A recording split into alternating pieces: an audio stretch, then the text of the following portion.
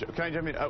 One of the things, I actually have read the New York Times story. I got up this morning and read it, and one of the things that's disclosed in the story is that the Clintons got millions of dollars in donations that weren't disclosed as they had agreed with the Obama administration they would do. Yeah. So there are serious charges. There's real reporting here. I think the other thing to remember, too, is we've been talking about this campaign, this sort of character assassination of Peter Schweitzer. I do think it's worth remembering the guy has written a very well-regarded book about the Bushes. He wrote a book about insider trading in Congress that led to the Bipartisan Stock Act of 2012. He tends to kind of get smeared, but I think it's worth remembering this is a serious guy who's done serious work that's led to a serious article. And to Jonathan's point, the one thing we really haven't seen is anybody from the Clinton world come out and rebut the charges and say, here's why they're wrong, here's why we took this money, here's why we didn't really disclose it. Yeah.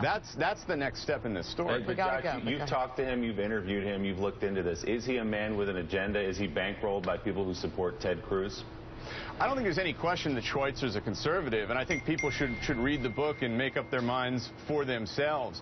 But most of what is in there, and most of what's in the Times story is out there in the public record. People knew about some of these characters in the book. Various newspapers have done individual reporting. As I understand it, what the book really does is kind of collect all this stuff and put it together.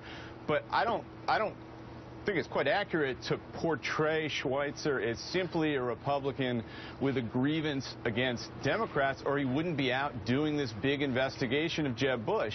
And it's also worth pointing out, since we're talking about the Times involvement and other newspapers, Schweitzer told me he is going to go out and do the same thing as he did with the Clinton book, try and partner with interested news organizations that want to further these stories that he's investigating. So here's my question. I don't